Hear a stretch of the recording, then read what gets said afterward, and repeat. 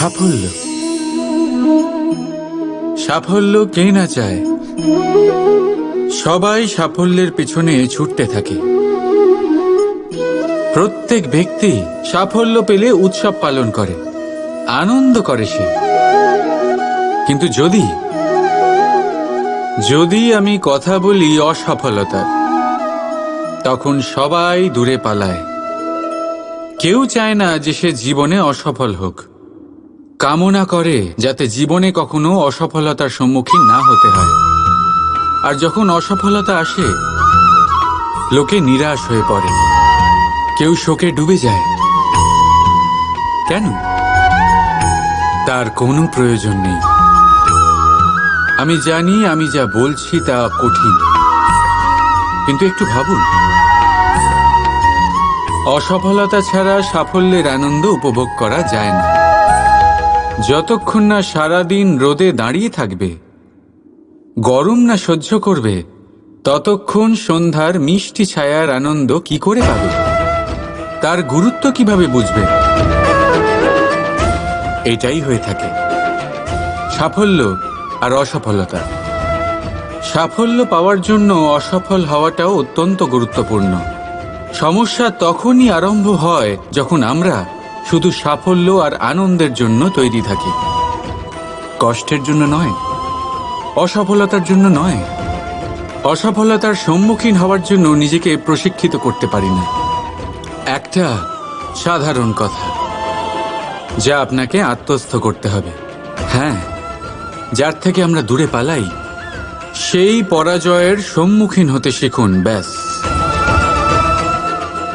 দেখবেন আপনি স্বয়ং জয়ী হবেন। রাধা রাধা।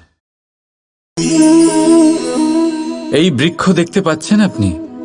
একদম অটল, সারা দিন কঠোর রোদে দাঁড়িয়ে থাকে, নিচে যে বসবে তাকে ছায়া দিতে।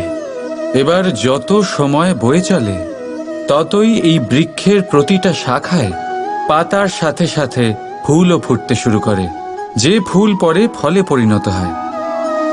এবার সময়ের সাথে সাথে যখন ঋতু বদলায়, তখন এই ফল পাড়া হয় আর কিছু ফল ঝরে যায়। পাতা ঝরার ঋতুতে পাতারাও এই গাছের সঙ্গ ছেড়ে দেয়, কিন্তু এই বৃক্ষ নিজের জায়গাতে অটল থাকে। না ফল আসার উৎসব করে, আর না পাতা ঝরে যাওয়ায় শোক পালন করে। আর সেই জন্যই আমরা বৃক্ষকে পুজো করি, কারণ এই বৃক্ষ নিজের স্থানে অটল থাকে। সেইভাবেই সুখ আর দুঃখ আমাদের জীবনের অভিন্ন অঙ্গ। সুখ আর দুঃখ সর্বদাই থাকবে। সেই জন্য কখনো জীবনে সুখ এলে অহংকারে ভরে উঠবেন না, আর না কখনো দুঃখ এলেই শোক পালন করবেন। কারণ সুখ আর দুঃখ সময়রূপী, জীবনরূপী বৃক্ষের ফল। এইগুলো আসবে আবার যাবেও, কিন্তু সুখে আর দুঃখে যে ব্যক্তি অটুট থাকবে, সেই পূজনীয় হবে। রাধা রাধা। ঈশ্বর, যখনই আমরা ঈশ্বরকে স্মরণ করি, তার কাছে আমরা প্রার্থনা করি আমরা যেন সদা সুস্থ থাকি, এই সংকট থেকে, এই বিপদ থেকে আমরা যেন দূরে থাকি। কিন্তু এ ভীষণ বড় এক ভুল। এখন আপনারা ভাবছেন যে আমি কি সব বলছি।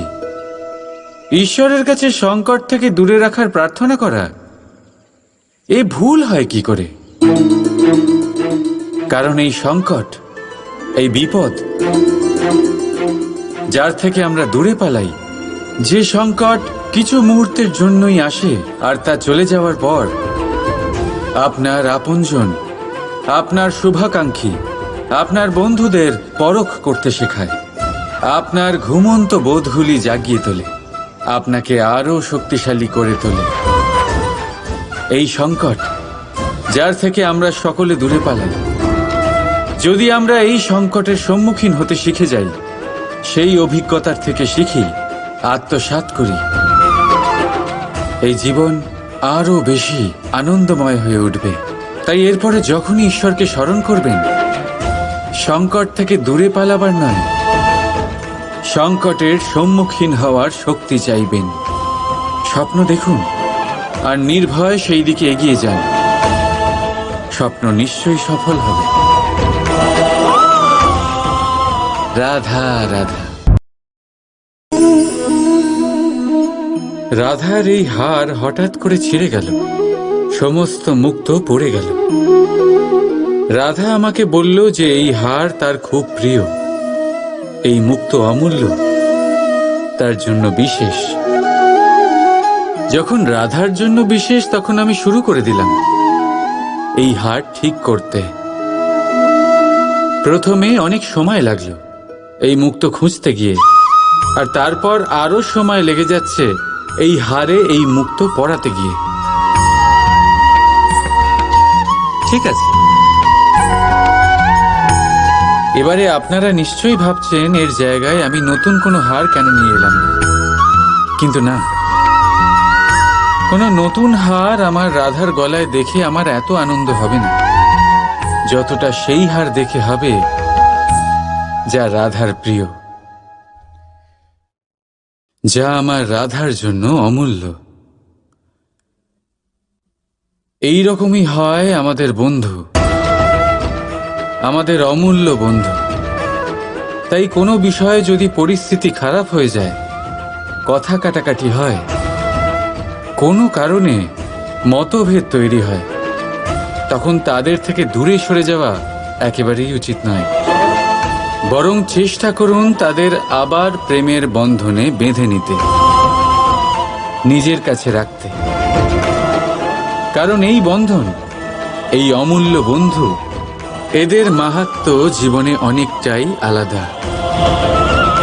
তাই আসুন আর ভালোবেসে বলুন, রাধা রাধা। আজ বড়ই কঠিন পরিস্থিতিতে ফেসে গেছি আমি। কখন থেকে এই দুধ মন্থন করেই যাচ্ছি, কিন্তু মাখন কিছুতেই তৈরি হচ্ছে না। হলো?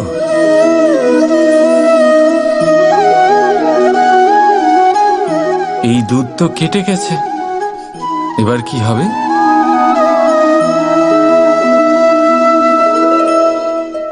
আপনারা নিশ্চয়ই ভাবছেন কি সব অসম্ভব কাজ করার চেষ্টা করি আমি সবসময়। দেখুন, দুধ কেটে গেছে মানে তা দিয়ে আর মাখন হবে না।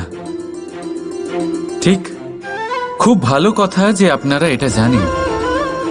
এটাও জেনে নিন যে আমাদের সম্পর্ক ঠিক এরকমই হয়। যদি সম্পর্কে তিক্ততা চলে আসে, তাহলে যতই চেষ্টা করুন না কেন, কোনো লাভ হবে না। যদি আপনি আপনার সম্পর্কে সুখের মিষ্টি মাখন খেতে চান, তাহলে মন রূপী দুধকে কাটতে দেবেন না। রাধা রাধা।